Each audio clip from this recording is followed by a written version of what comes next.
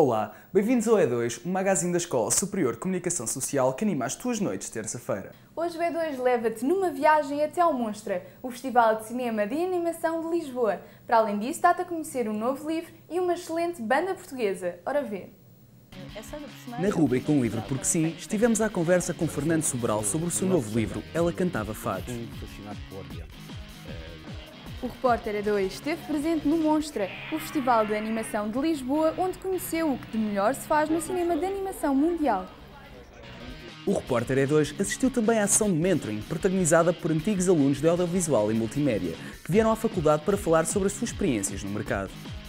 No 5 linhas, 4 espaços, o E2 dá-te a conhecer a banda Wacko, um projeto musical bastante interessante. E no Falos Curtos, traz a oportunidade de assistir a um sketch humorístico sobre regras de etiqueta.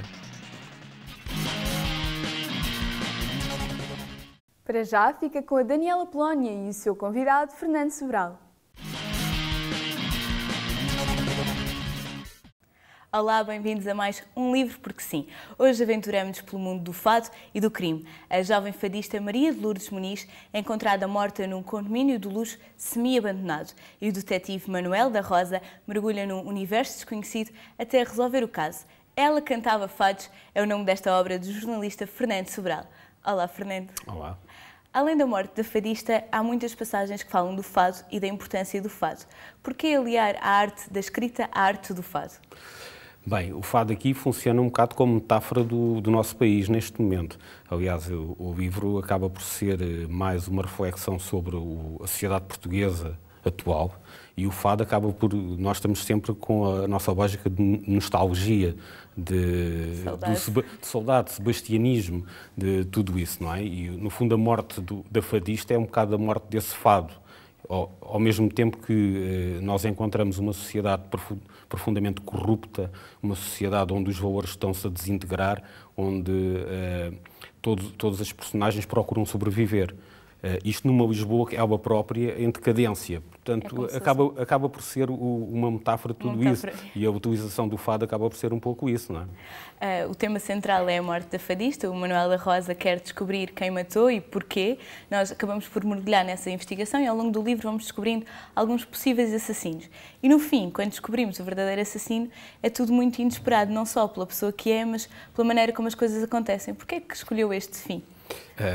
Escolhi esse fim porque, no fundo, o que eu gosto muito, digamos, na literatura, como na vida, são os jogos de sombras. Os jogos de sombras quase chineses ou japoneses que nós encontramos, em que nem tudo o que parece em que há sempre, digamos, movimentos paralelos face àqueles que nós estamos a ver. E os personagens e as próprias situações eu procuro que aconteça exatamente a mesma coisa. Há sempre um duplo sentido, uma metáfora, digamos assim, das coisas, a possibilidade de ser ou não ser, e muitas vezes nós sermos surpreendidos por aquilo que descobrimos na última linha, digamos assim. Porque foi mesmo no fim que descobrimos quem é e eu senti que não estávamos mesmo à espera, porque depois de toda uma investigação e será que é ou será que não é, é este e está resolvido, é assim e não muda mais. Parece o menos óbvio, não é? Sim, digamos exato. Assim. O repórter E2 esteve presente na 11ª edição do Festival Monstra, o Festival de Cinema de Animação de Lisboa. A Escola Superior de Comunicação Social fez questão de colaborar com Monstra, numa iniciativa que permitiu aos seus alunos, mais uma vez, entrar em contacto com o mundo audiovisual.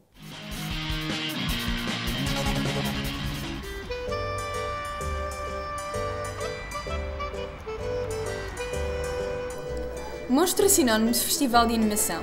Animou miúdos e graúdos na semana 19 a 25 de março. O Cinema São Jorge foi destacado pela cinematografia nacional e internacional. Workshops, exposições e espetáculos foram atividades que estiveram à disposição do público.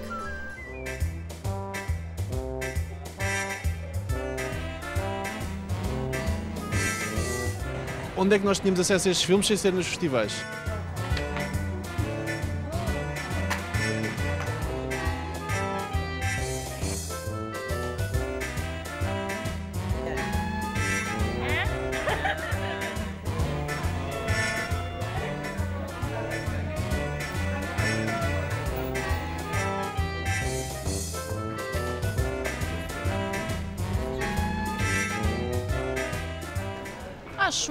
Acho bom para quem tem para mostrar e acho bom para quem a quer ver, porque é uma oportunidade de ver coisas que de outra forma se calhar não iam ter acesso.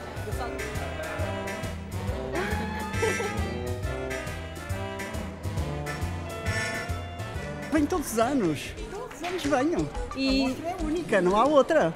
Temos que vir quando ela há. Não é quando a gente quer, não é?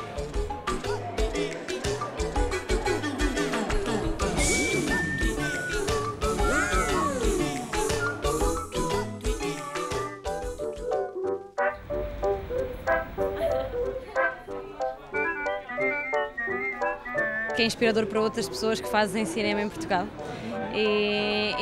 Aliás, nós temos alguns prémios ganhos este ano em Berlim, etc. Portanto, isso só prova que nós temos qualidade. Desde o início do festival, o público aumentou. Fernando Galrito é um diretor artístico orgulhoso. O nome Pela Monstra surgiu numa primeira fase porque o festival era só uma mostra, não tinha um lado competitivo. E então uma mostra grande era uma monstra, não é? Depois ele acabou por se consolidar quando a monstra quis começar a acontecer no Cinema São Jorge e na mitologia portuguesa o São Jorge luta contra uma dragoa, não é contra um dragão, mas contra uma dragoa. E então ficava bem também esta monstra, esta mulher grande que luta ou que se encontra com o São Jorge para anualmente, digamos, criar um espaço de confronto também, de ideias, de formas, e especialmente de ideias artísticas. A Escola Superior de Comunicação Social contribuiu para a mostra com um historial audiovisual. Um dos membros da Academia dos Oscars, Ron Diamond, orientou uma masterclass e deixou uma mensagem. Somebody needs to do to compete in the Oscars. The most important thing, we have to submit your film. If you don't submit your film, you're not going to win an Academy Award. And you need to make a great film. And that's it.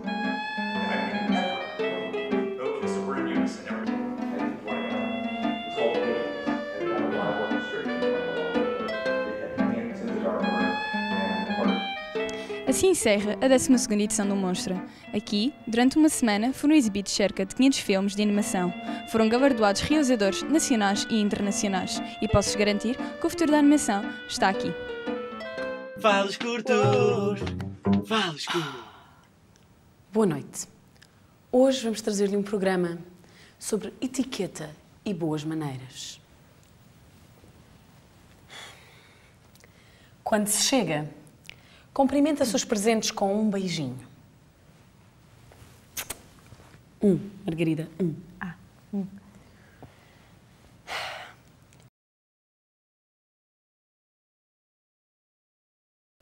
Ao comer a sopa, deve comer-se apenas até onde chega a colher.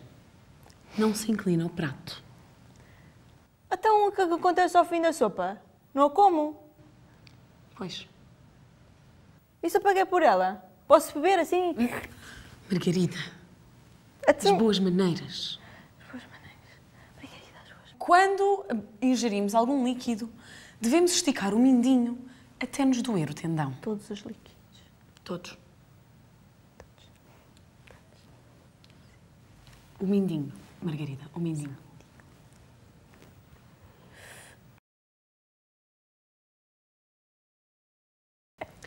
Eles devem sempre abrir a porta para uma mulher. Ai, abrem, não sei como é forte seja. As marmelinas da Margarida. Margarida, controle-se.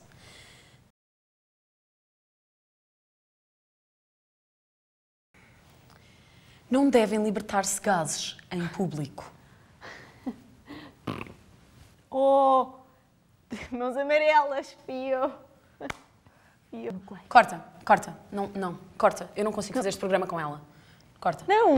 Não há salvação, Margarida. Mas porquê? Posso ter os 2 beijinhos agora? Os dois beijinhos. Podemos ir comer a sopa ao refeitório, toda, até ao fim. Posso bebê-la? Corta, a sério.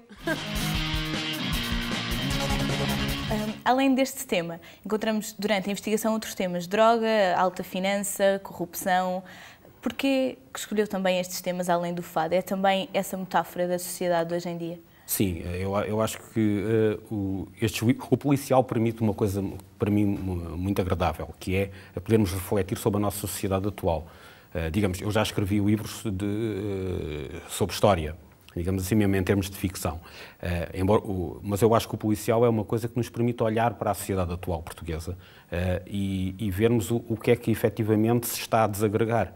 Quando nós falamos de uma crise financeira, no fundo estamos a falar também de uma crise de valores, uma crise moral, uma tentativa de sobrevivência por parte das pessoas.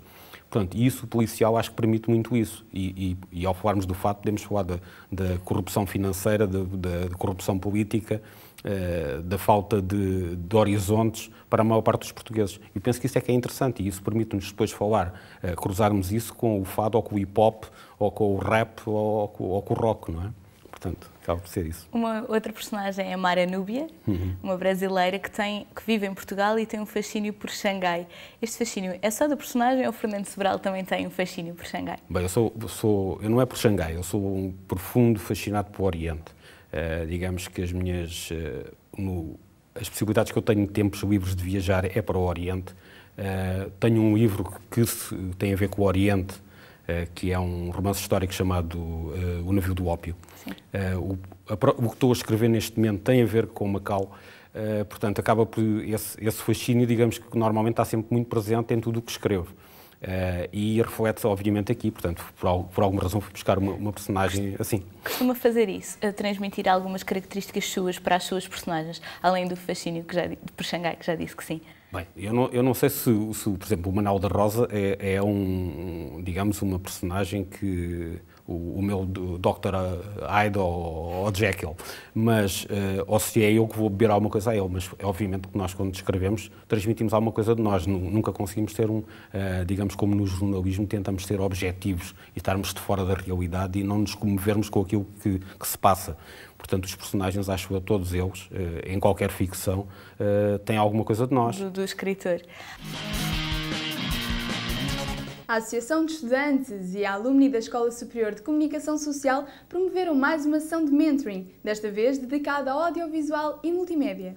Os oradores partilharam as suas experiências profissionais e deixaram ainda alguns conselhos para os alunos presentes. É claro que o Repórter E2 não faltou a esta sessão. O Repórter E2 está na Escola Superior de Comunicação Social para mais uma sessão de mentoring. Desta vez, os alunos terão a oportunidade de partilhar as experiências e impressões de 4 profissionais na área do audiovisual e multimédia.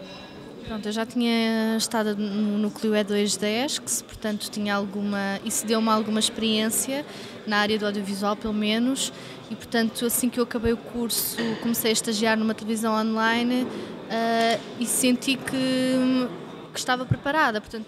Aproveitem o tempo que estão cá para fazerem as coisas vossas e que gostem mesmo e que vos deem gozo a fazê-las, como seja rubricas do E2, acho que existem uma data de núcleos bons e que podem aproveitar cá e isso é um ponto a favor da escola. Tenham uma mente aberta, que tenham a consciência que vão estar sempre a aprender, que vão trabalhar com muitas pessoas diferentes e cada uma dessas pessoas tem coisas diferentes para vos ensinarem. Partilhem conhecimento quando assim tiverem que o fazer, sejam humildes e respeitem o vosso trabalho e defendam sempre as vossas ideias e os conceitos que criam até ao fim. We Are Killing Ourselves é uma banda portuguesa com uma sonoridade pesada que conta já com uma interessante experiência internacional. É uma banda que com certeza não vais querer perder.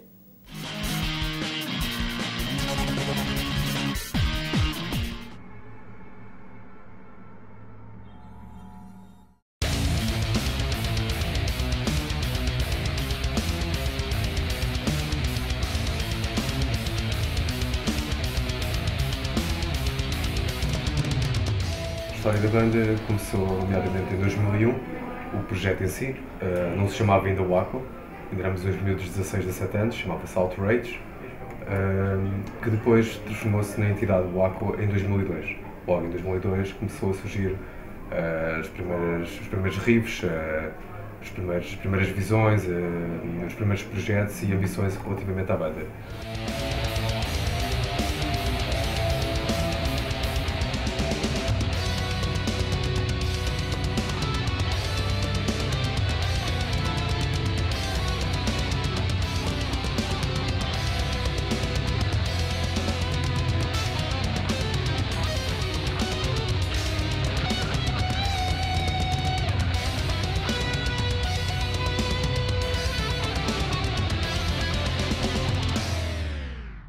Waco somos todos nós. O Waco é o significado quase holocaustico do patamar máximo atingido na loucura do homem, pelo todo o processo de autodestruição que culmina nesse patamar. Em Waco, we are all killing ourselves. As nossas turnês internacionais foram, nomeadamente, nos Estados Unidos, na Flórida, no estado da Flórida, e em Inglaterra e País de Gales. Na altura o André ainda não estava lá, não fez essas turnês com o Waco. Exatamente, por isso pode falar. E foi quando, à altura do primeiro álbum, quando estávamos a promovê-lo no mercado europeu e nomeadamente também norte-americano, fizemos uma turnê como cabeças de cartaz na Inglaterra, onde tocamos em casas míticas como a Underworld e entre outras. Nos Estados Unidos, que também foi de promoção ao primeiro álbum, tocamos em Tampa, Miami, Melbourne, e fomos nomeadamente à fábrica de Dean Guitars, como também nova banda de Dean do catálogo.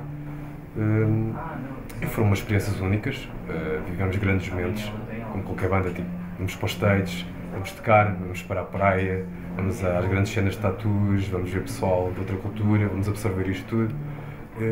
Em Inglaterra foi um pouco da extensão que estávamos aqui a fazer em Portugal. A nossa editora era inglesa, logo fomos nomeadamente promover lá o álbum. E agora planeamos voltar à Inglaterra e, se calhar, provavelmente a Europa toda e o regresso dos Estados Unidos, promoção a este novo disco.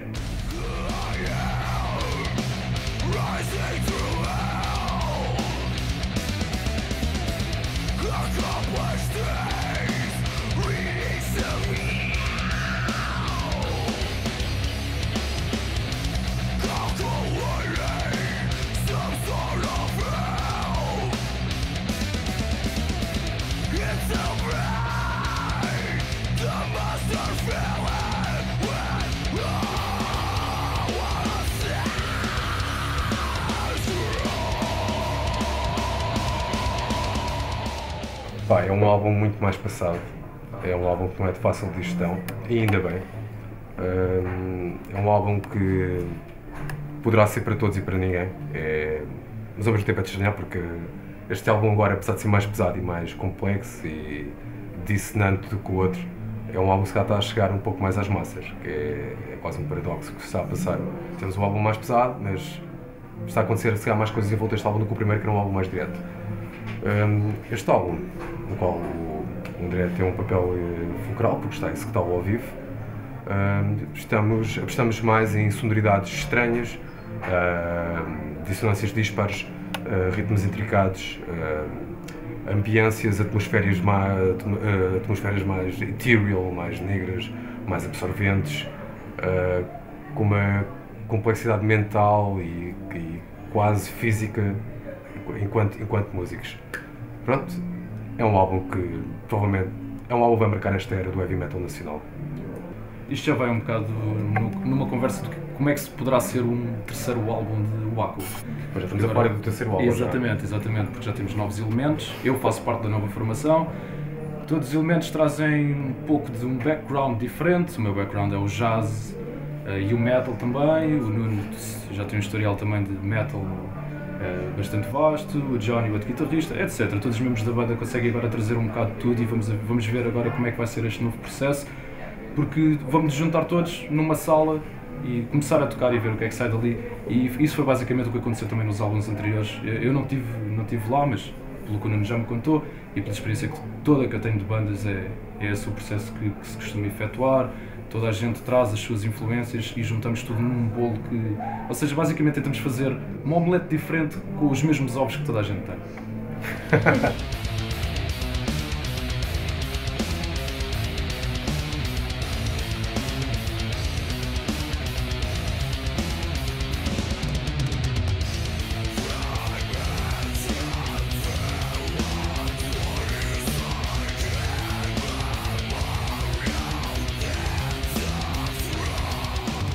Queremos lançar a banda para um patamar acima, queremos abandonar um bocado aquele estigma da banda nacional que não consegue sair do underground. Todos temos aquele sonho, obviamente, porque temos que o manter, de levar a banda mais para a frente, tentar usar a nossa arte como meio de pôr comida em cima da mesa, ou seja, apenas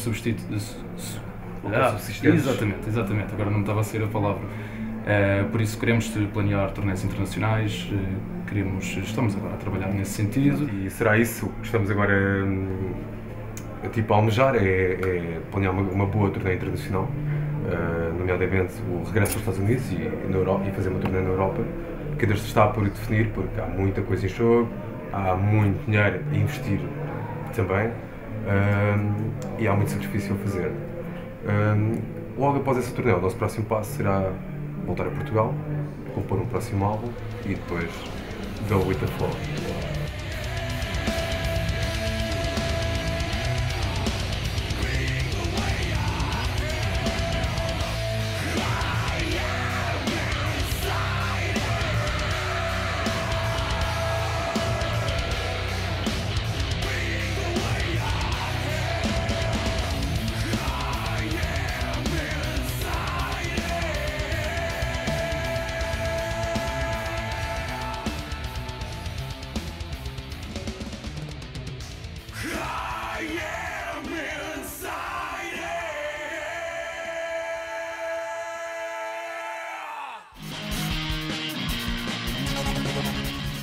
Há bocado falávamos do livro ser uma metáfora da Lisboa e da sociedade de hoje em dia.